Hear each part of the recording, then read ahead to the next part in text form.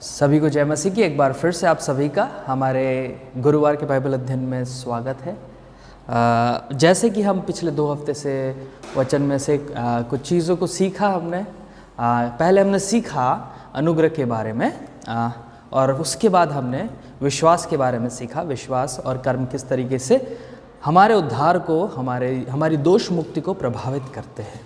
आज उसी सीरीज़ में, उसी क्रम में हम आगे बढ़ते हुए अगले बिंदु पर चलेंगे, जो कि है सोलस क्रिस्टस।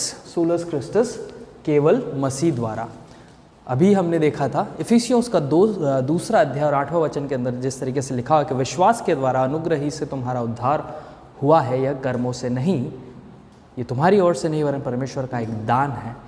तो उसी के विषय में हम आज आगे पढ़ेंगे कि हमने विश्वास पढ़ लिया, अनुग्रह पढ़ लिया, और आज हम मसीह के द्वारा जो हमें मिला है, ये जो उद्धार मिला है, उसके बारे में हम पढ़ेंगे कि वो मसीह के द्वारा कैसे है। शुरुआत करने से पहले मैं आपके सामने कुछ स्टेटमेंट्स दूंगा और उसके बाद उन स्टेटमेंट्स को मैं आपके सामने एक्सप्लेन करने की कोशिश करूंगा, और उन स्टेटमेंट्स का जो एक्सप्लेनेशन है उनसे हम जानेंगे कि किस तरीके से अनुग्रह, विश्वास, मसीह एक दूसरे से कनेक्टेड है, एक दूसरे से जुड़े हुए हैं, और इन चीज़ों को हम समझने की कोशिश करेंगे। जिस तरीके से हम इफिसियों का दूसरा अध्याय और 8वां वचन में पढ़ते हैं तो हम ये देखते हैं कि justification is by grace alone. दोष मुक्ति जो है वो केवल और केवल अनुग्रह के द्वारा है। और उसके बाद देखते हैं कि it is through faith alone, और ये विश्वास से है, and because of Christ alone, मतलब सिर्फ और सिर्फ मसीह की वजह से है। तो हमारी दोष मुक्ति, हमारे उद्धार का पहला क्रम दोष मुक्ति जो है वो अनुग्रह के द्वारा है, विश्वास से है और मसीह की वजह से है ना। तो ये जो स्टेटमेंट है मैं आपके सामने इफिसियों का दूसरा अध्याय और 8वां वचन के हिसाब से मैं आपके सामने रख रहा हूँ, और उसी के ऊपर हम बहुत दिनों से अध्ययन भी कर रहे हैं। लेकिन वहाँ पे हम आगे चलेंगे तो वहाँ पे लिखा है कि ये तुम्हारी ओर से नहीं वरन परमेश्वर का दान है। फिर लिखा है कामों से नहीं कि कोई व्यक्ति घमंड करे। तो यहाँ पे इफिसियों का दूसरा अध्याय 8वां वचन में लिखा है वो कामों से नहीं, लेकिन मैं आपसे कहना चाहता हूँ कि हमारी दोष मुक्ति कामों के द्वारा है। अब आप इस चीज़ में थोड़ा सा कॉन्ट्रडिक्टरी फील करेंगे कि पिछले हफ्ते जब आपने मैसेजेस सुने, जो मैसेज सुना उसके अंदर भाई योवाश ने कहा कि कर्मों से नहीं, और उसके अगले हफ्ते मैं उठ के कह रहा हूँ आपसे कि कामों से है। तो यहाँ पे थोड़ा कॉन्ट्रडिक्शन है, लेकिन मैं अपने कॉन्ट्रडिक्शन को कुछ देर में आपके सामने एक्सप्लेन करूँगा। तो इसी सीरीज़ में हम आगे बढ़ेंगे। तो जब हम रेफॉर्मेशन को देखते हैं, हम सोलस क्रिस्टस के बारे में पढ़ रहे हैं, मसीह के द्वारा, केवल मसीह के द्वारा इस टॉपिक पर अध्ययन कर रहे हैं। तो जब हम रेफॉर्मेशन को देखते हैं, जब मार्टिन लूथर और उनके साथ में 16वीं सेंचुरी के अंदर जब रेफॉर्मेशन के लिए खड़े हुए, जो रेफॉर्मिस्ट है वो खड़े हुए, तो उस समय उनके चर्च ट्रेडिशन के खिलाफ खड़े होने का सबसे मेन कारण जो था वो यही था, सोलस क्रिस्टस। ये उनका विरोध करने का या प्रोटेस्ट करने का मेन कारण था। कैसे और क्यों? ये उनका प्रोटेस्ट करने का मेन कारण इसीलिए था क्योंकि उन्होंने देखा कि ट्रेडिशन के अंदर कुछ चीज़ें प्रॉब्लमेटिक थी, कुछ चीज़ें जो थी वो गलत थी। और वो गलती क्या थी कि लोगों की मसीह के बारे में समझ गलत थी। प्रोटेस्ट का सबसे पहला कारण ये था कि लोगों की मसीह के बारे में समझ गलत होना, और वो समझ ये थी कि उस समय जो है ट्रेडिशन में ये था, ट्रेडिशन में ऐसा था, उस समय के जो रिवाज था उसके अंदर इस तरीके से ये चीज़ थी कि जो प्रॉब्लम ये थी कि कामों को जोड़ा जा रहा था और कुछ कामों को हटाया जा रहा था। अब कौन से कामों को जोड़ा जा रहा था? मनुष्य के कामों को, मतलब व्यवस्था को जोड़ा जा रहा था, और यीशु के, मसीह के कामों को कम किया जा रहा था। मनुष्य के कार्य को बड़ा दर्जा दिया जा रहा था और मसीह के कार्य को छोटा कॉन्ट्राडिक्ट किया, कॉन्ट्रैक्ट किया जा रहा था, उसको समेटा जा रहा था, सीमित किया जा रहा था, मसीह के कार्य को सीमित किया जा रहा था। और यही उस समय की समस्या थी। और इसीलिए मार्टिन लूथर ने और उनके साथ में बहुत से लीडर्स ने प्रोटेस्ट किए और फिर थीसिस जो लिखी, वो थीसिस जो गेट के ऊपर लगाई। तो यही कारण था कि मसीह के कार्य को छोटा किया जा रहा था और मनुष्य के कार्य को बढ़ाया जा रहा था। इसी को हम आगे देखेंगे। कार्य को समझने के लिए और अनुग्रह को, दोनों को कॉन्ट्रास्ट के अंदर समझने के लिए हमें दो चीज़ों को समझने की ज़रूरत है। अनुग्रह और कार्य दोनों को समझने के लिए हमें दो चीज़ों को समझने की ज़रूरत है, और वो है वाचा दो तरीके की। पहली कर्म की वाचा और दूसरी अनुग्रह की वाचा। The covenant of works and the covenant of grace. कर्म की वाचा और अनुग्रह की वाचा। अब कर्म की वाचा और अनुग्रह की वाचा में क्या है, इन दोनों के अंदर क्या है? जब हम कर्म की वाचा देखते हैं तो जब परमेश्वर ने मनुष्य को बनाया, आदम को बनाया, तो आदम से उसने कहा, उसे कुछ चीज़ों के लिए, कुछ चीज़ें करने के लिए कहा और कुछ चीज़ों से रेस्ट्रिक्ट किया, रोका, कुछ चीज़ों के लिए उस पर रोक लगाई। और आदम उनको करने के द्वारा अपनी ड्यूटी परमेश्वर के प्रति पूरी कर रहा था। कुछ चीज़ों को करने के द्वारा और कुछ चीज़ों को नहीं करने के द्वारा। अलाउ किया कुछ चीज़ों को करने के लिए, इंस्ट्रक्ट किया कुछ चीज़ों को, निर्देश दिए कुछ करने के, और रेस्ट्रिक्ट किया, रोक लगाई। तो निर्देश और रोक, इन दोनों के द्वारा आदम का जीवन जो है वो अपनी ड्यूटी को, आदम जो है अपनी ड्यूटी को पूरा कर रहा था। अब मैं आपसे कह रहा हूँ, आदम अपनी ड्यूटी को पूरा कर रहा था, ऐसा क्यों? क्योंकि जब हम रेफॉर्मेशन के वेस्टमिनिस्टर कन्फेशंस को देखेंगे तो वेस्टमिनिस्टर कन्फेशंस के हिसाब से, और वेस्टमिनिस्टर के कन्फेशन में लिखा हुआ है कि वचन के आधार पर मनुष्य जो है वो परमेश्वर की रचना है, और हमारा परमेश्वर के ऊपर कोई भी उधार नहीं है। क्या मनुष्य परमेश्वर को उधार दे सकता है? वचन भी कहता है, क्या मनुष्य परमेश्वर को उधार दे सकता है? क्योंकि पृथ्वी और उसमें की सब वस्तुएं उसी की हैं। तो परमेश्वर हमारा ऋणी नहीं है, परमेश्वर हमारा कर्जदार नहीं है। वचन साफ कहता है परमेश्वर किसी का कर्जदार नहीं है। तो परमेश्वर रचयिता है और मनुष्य रचना है। रचयिता अपनी रचना का कर्जदार नहीं है, और रचयिता किसी भी तरीके से बाध्य नहीं है कि अपनी रचना, जो उसने रचना की है, उसके लिए वो बाध्य होकर कुछ करे। मेरे माता पिता किसी भी तरीके से बाध्य नहीं है कि वो मेरे लिए सब कुछ करे। वो प्रेम के खातिर करते, लेकिन वो बाध्य नहीं। उसी तरीके से रचना करने वाला किसी भी तरीके से रचना के प्रति कुछ दिखाने के लिए, कुछ स्वभाव दिखाने के लिए, प्रेम दिखाने के लिए बाध्य नहीं है ना? रचयिता ऋणी नहीं है।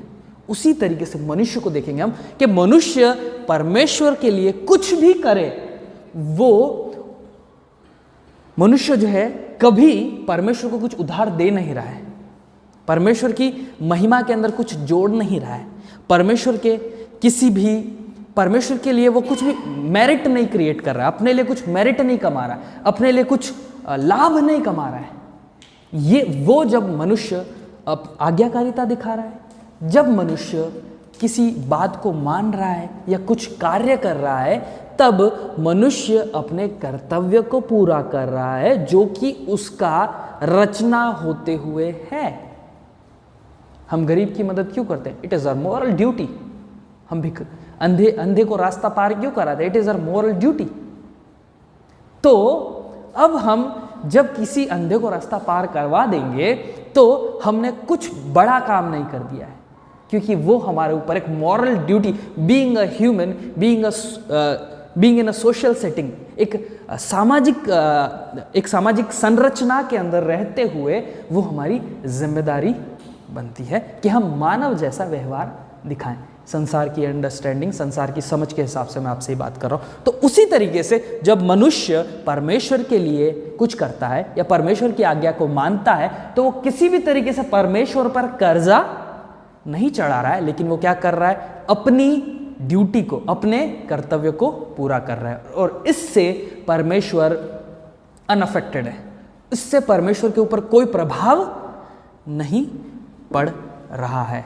और मनुष्य कुछ भी करके, कार्य करने के द्वारा परमेश्वर से कुछ छीन नहीं सकता है, क्योंकि वो परमेश्वर रचयिता किसी भी तरीके से अपनी रचना को अपनी इच्छा के विरोध में कुछ देने के लिए बाध्य नहीं है।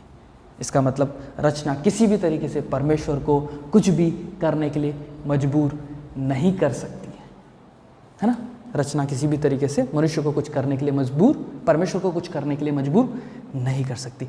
इसीलिए हम देखेंगे कि प्रॉब्लम यही थी कि जब रेफॉर्मेशन आया, और रेफॉर्मेशन जब आया तो उससे पहले जो लीडर्स ने सोचा, जो समय के अगुवे थे, उन्होंने जब वचन को देखा और ये देखा कि यहाँ पे जिस तरीके की सेटिंग चल रही थी, जिस तरीके की संरचना चर्च के अंदर, कलीसिया के अंदर बनी हुई थी, वो संरचना ऐसी थी, ऐसा सिखा रही थी कि आपके कुछ करने के द्वारा परमेश्वर आपको कुछ देने के लिए बाध्य है और आपके कार्य जो हैं वो परमेश्वर को कुछ करने के लिए विवश और मजबूर कर सकते। और ये रिफॉर्मेशन का कारण था।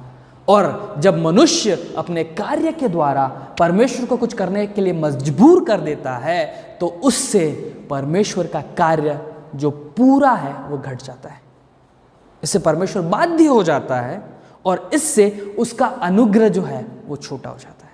हमें समझना होगा, इससे परमेश्वर ऋणी हो जाता है, न कि अनुग्रहकारी।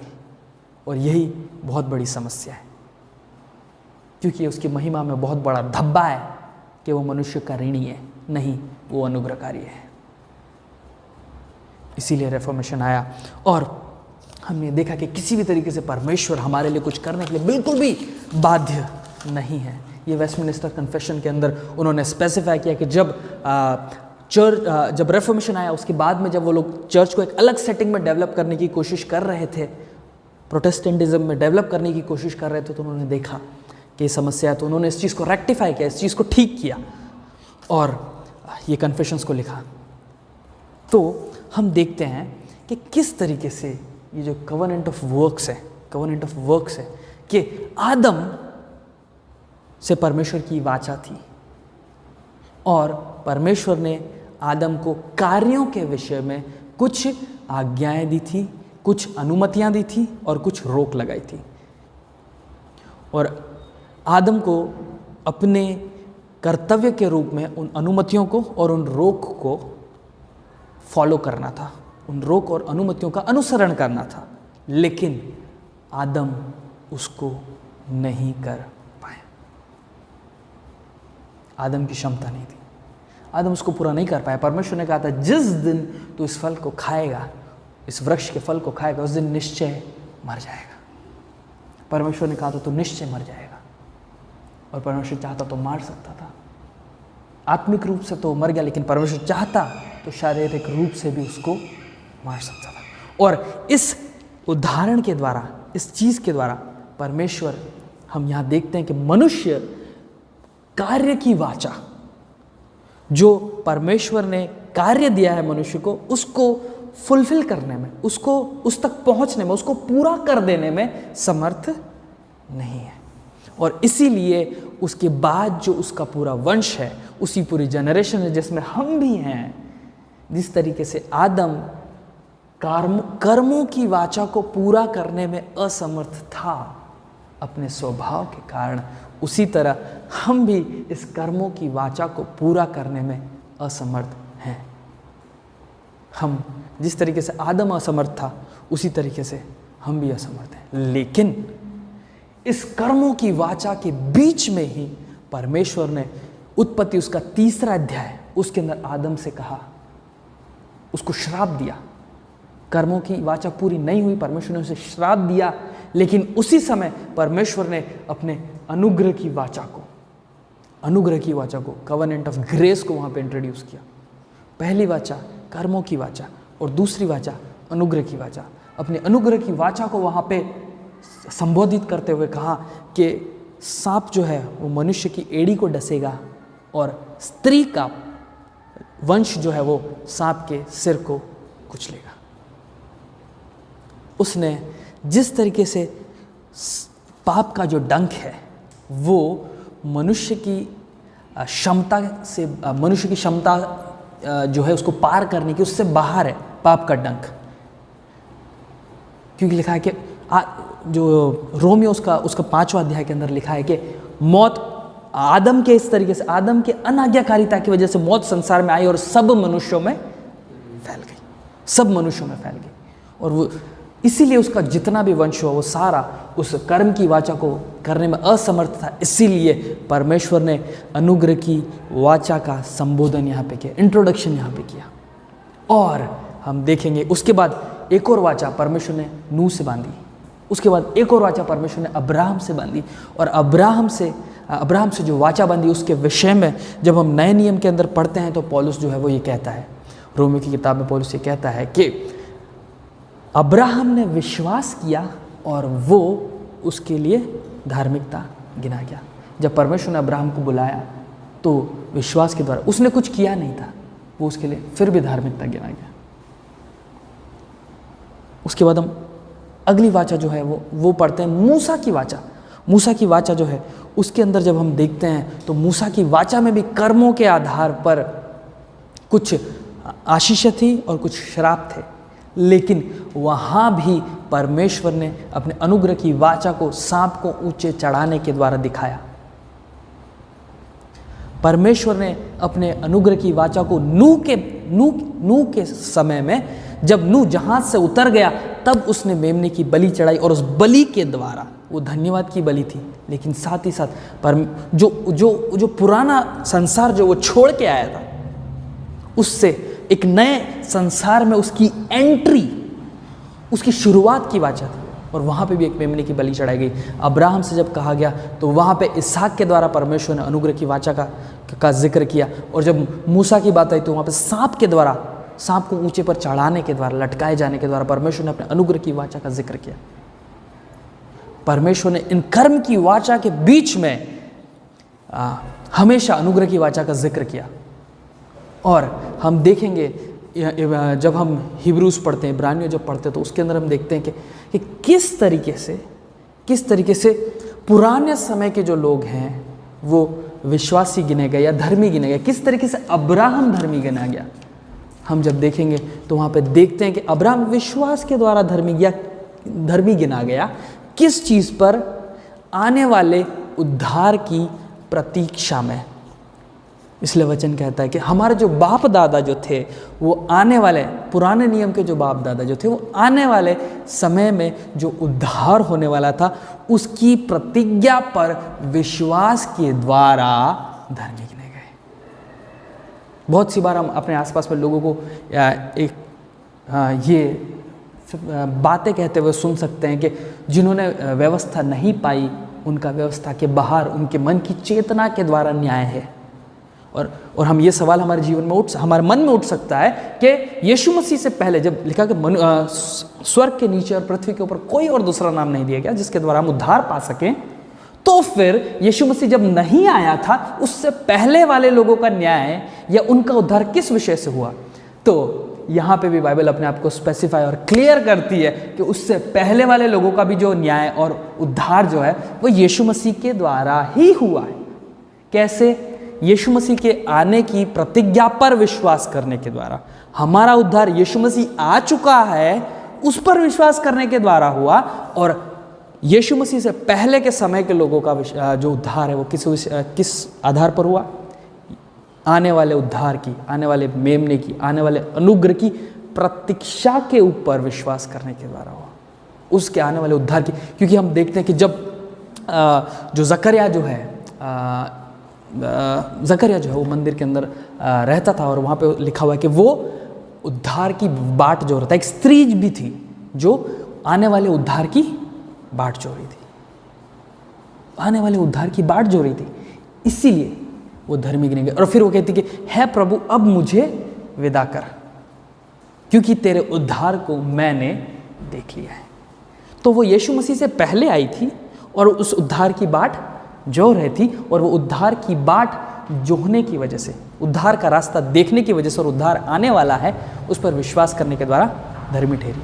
तो हम ये देखेंगे कि नए नियम के बाद, यीशु मसीह के बाद, हम ये जानते हैं कि यीशु मसीह पर विश्वास करने के द्वारा हमारा उद्धार हुआ है। लेकिन हमें ये भी इस चीज़ के बारे में बिल्कुल श्योर होना है, एकदम श्योर होना है इस चीज़ के बारे में कि यीशु मसीह से पहले वाले जो लोग थे ना, उनका उद्धार भी यीशु मसीह के द्वारा ही हुआ है। बिल्कुल साफ है कि यीशु मसीह के द्वारा ही पहले के लोगों का भी उद्धार हुआ है। तो यहाँ पे हम देखते हैं कि जस्टिफिकेशन जो है वो यीशु मसीह के ऊपर, उद्धार जो है यीशु मसीह के ऊपर विश्वास करने के द्वारा दोष मुक्ति मनुष्य की जो हुई है, वो पुराने समय में भी उद्धार की बाट जोड़ने के द्वारा और नए समय में उद्धार जो हो चुका है, जो उद्धार का कार्य जो हो चुका है, उस पर विश्वास करने के द्वारा।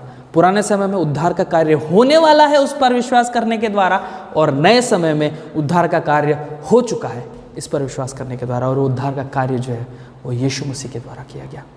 तो उसके बारे में हम कुछ चीज़ों को आगे पढ़ेंगे। हम देखेंगे कि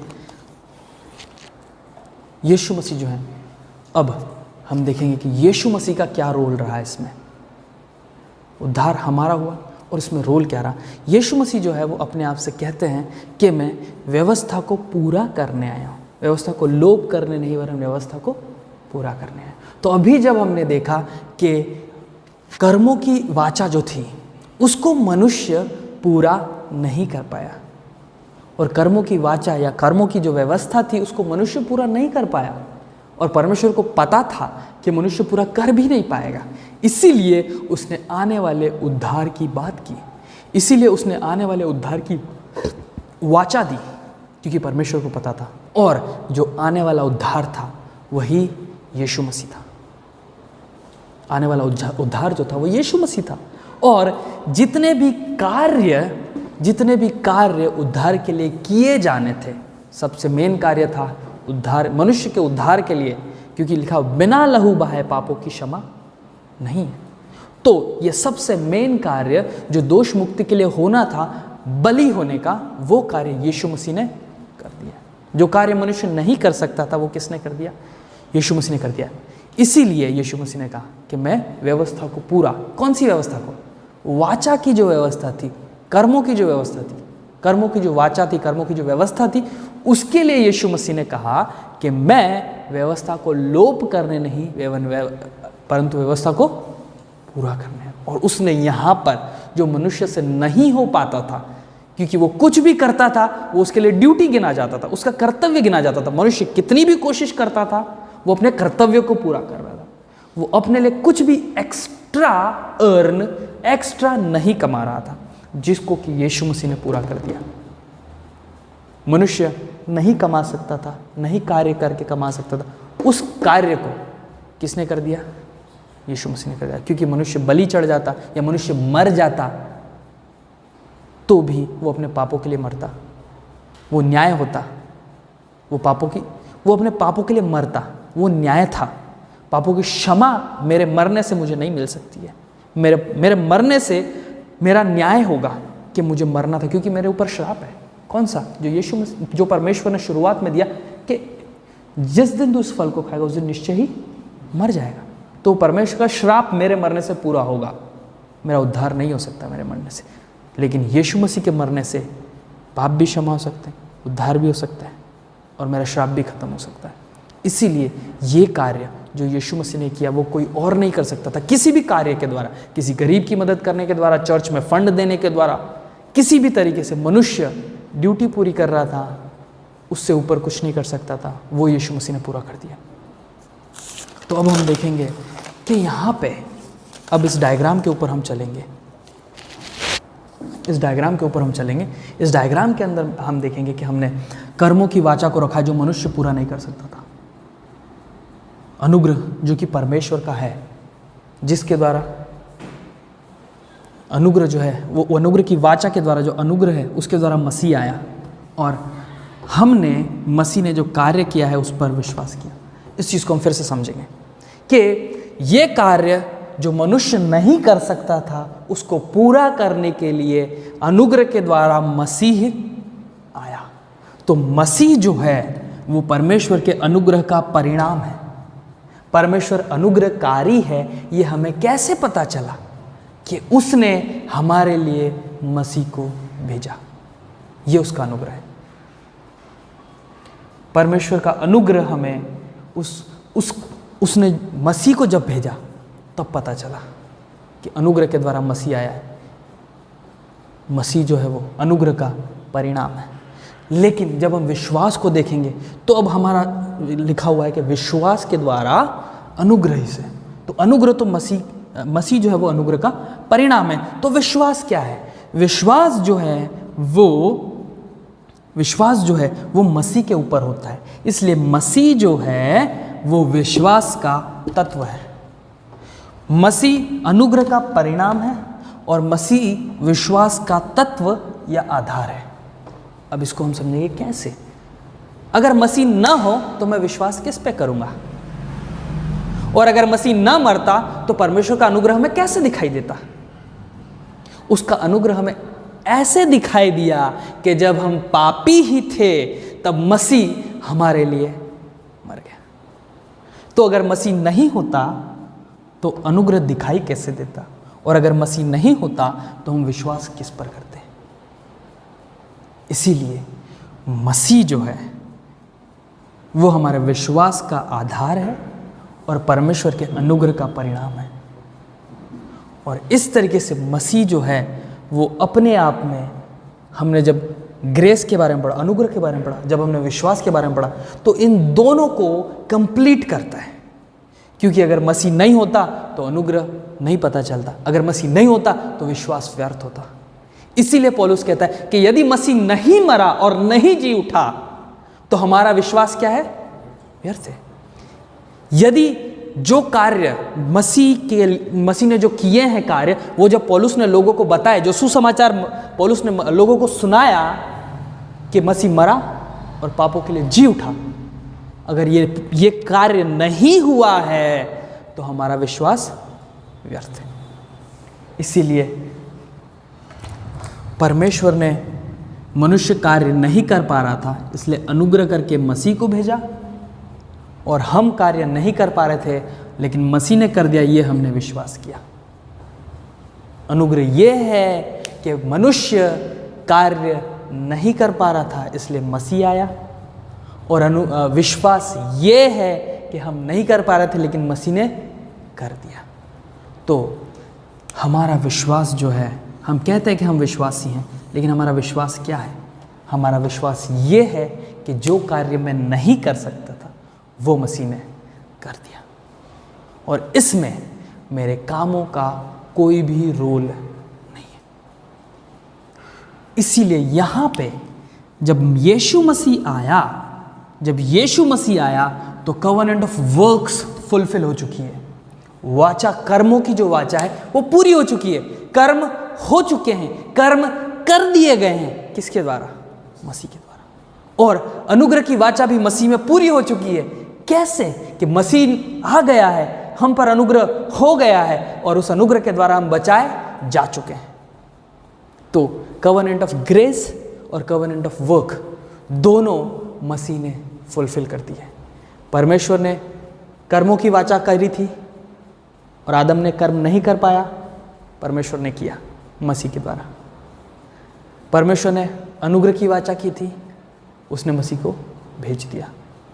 दोनों कार्य यीशु मसीह के अंदर पूर्ण होते हैं। दोनों चीज़ें यीशु मसीह के अंदर पूर्ण होती है कि यीशु मसीह के अंदर कार्य भी पूर्ण होते हैं, यीशु मसीह के अंदर परमेश्वर का अनुग्रह भी मैनिफेस्ट होता है, यीशु मसीह के अंदर परमेश्वर का अनुग्रह भी प्रदर्शित होता है।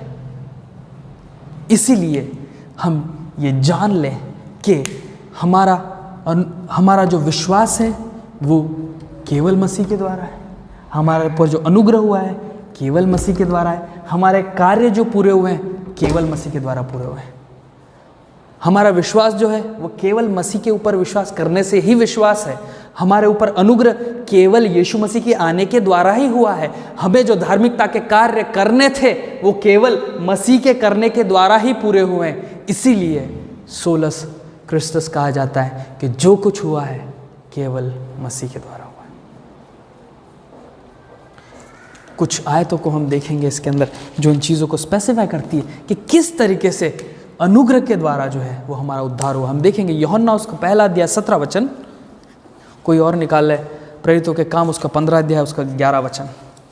उसमें लिखा है, हाँ हमारा निश्चय है कि जिस रीति से वे प्रभु यीशु के अनुग्रह से उद्धार पाएंगे उसी रीति से हम भी पाएंगे। यहाँ पे लिखा जिस तरीके से यीशु मसीह के अनुग्रह के द्वारा उद्धार पाएंगे, है ना। हमारे बाप दादे, यहाँ पे पौलुस जो है प्रेरितों के काम में लूका जो है ये बात कर रहा है कि जिस तरीके से हमारे बाप दादे अनुग्रह के द्वारा जो कि यीशु मसीह में है उसके द्वारा उद्धार पाएंगे, उसी तरीके से हम भी अनुग्रह के द्वारा जो यीशु मसीह ने कर दिया है, यीशु मसीह के द्वारा हो चुका है। हमारे बाप दादे जो अनुग्रह होने वाला था या होने वाला है, जब उन्होंने सोचा कि अनुग्रह होने वाला है उसके द्वारा उद्धार पाए, और हम अनुग्रह हो चुका है उसके द्वारा उद्धार पाए, मसीह के द्वारा, है ना। कि बाप दादों ने सोचा कि मसीह के द्वारा अनुग्रह होने वाला है इसलिए उनका उद्धार हुआ। हम ये जानते हैं कि मसीह का परमेश्वर का अनुग्रह जो है वो मसीह के द्वारा हो चुका है, इसलिए हमारा उद्धार हुआ। आगे हम पढ़ेंगे, और जब हम विश्वास की बात है तो विश्वास के बारे में हम देखेंगे रोमियो उसका 3 अध्याय 21, 22, 23, 24। रोमियो उसका 3 अध्याय 21, 22 और 21, 22, 23, 24। Let's read.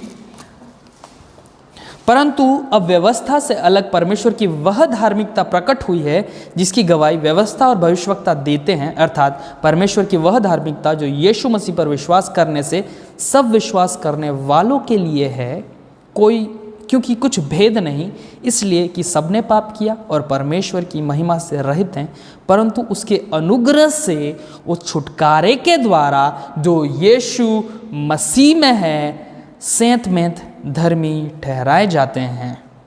यहाँ पे लिखा है क्योंकि अनुग्रह के द्वारा जो यीशु मसीह में है इस पर हमने विश्वास किया है, इसीलिए हम सेंत में धर्मी ठहराए जाते हैं। अनुग्रह यीशु मसीह से कनेक्ट होता है, विश्वास यीशु मसीह से कनेक्ट होता है, और हमारे कार्यों का पूरा होना जो धार्मिकता के विषय में ज़रूरी थे वो भी यीशु मसीह में पूरा होता है। इसीलिए मैंने आपसे शुरुआत में कहा था कि उद्धार जो है वो जिस तरीके से इफिसियों उसका 2 अध्याय 8वां वचन में कि वो कर्मों से नहीं कि कोई व्यक्ति घमंड करे। हाँ, कर्मों से नहीं। कैसे? मैंने कहा था कि कर्मों से होता है, और लेकिन ज़रूरी बात सोचने की ये है कि वो कर्म किसके हैं। ये कर्म जो हैं ये मनुष्य के नहीं हैं, यीशु मसीह के हैं। उद्धार जो, क्योंकि विश्वास के द्वारा अनुग्रह ही से तुम्हारा उद्धार हुआ है। हाँ, कर्मों से नहीं। किसके कर्मों से नहीं? मनुष्य के कर्मों से नहीं, लेकिन किसके कर्मों से? परमेश्वर मसीह यीशु के कर्मों से। इसीलिए यदि हम कहें कि कर्मों से उद्धार हुआ है तो वो भी सही है, लेकिन किसके, ये स्पेसिफाई करना ज़रूरी है कि यीशु मसीह के कर्मों के द्वारा उद्धार हुआ है, मनुष्य के कर्मों के द्वारा नहीं। इसीलिए हम कहते हैं कि जो कुछ हुआ है, अनुग्रह हुआ है यीशु मसीह के द्वारा, केवल यीशु के द्वारा। विश्वास हो रहा है केवल यीशु मसीह पे हो रहा है, और कार्य हुए हैं तो केवल यीशु मसीह के हुए हैं। इसीलिए हमें उद्धार मिला है। मैं उम्मीद करता हूँ कि जो वचन हमने सीखने की कोशिश की और जो बातें हम इस डायग्राम से सीखे वो आप सभी को समझ में आई। हम परमेश्वर का धन्यवाद करते हैं कि परमेश्वर ने इन चीज़ों को हमारे सामने खोला कि हम उसके अनुग्रह को, उसके विश्वास को, और हमारे विश्वास का जो तत्व और आधार मसीह है, हमारे कर्मों का आधार मसीह है, उसको ठीक से समझ पाए। आप सभी का धन्यवाद। हम आपसे उम्मीद करते हैं कि आप हमारी जो गुरुवार की मीटिंग है इसके अंदर अगर आप जुड़ना चाहते हैं तो आप नीचे दिए गए नंबरों पर कॉल कर सकते हैं, मैसेज कर सकते हैं और मीटिंग को ज्वाइन कर सकते हैं। अगर आप ये वीडियो देख रहे हो और आपको पर्सनली व्हाट्सएप पर हमारे अध्ययन के फॉरवर्ड्स चाहिए तो आप हमें इसी नंबर पर मैसेज करके बता सकते हैं। धन्यवाद।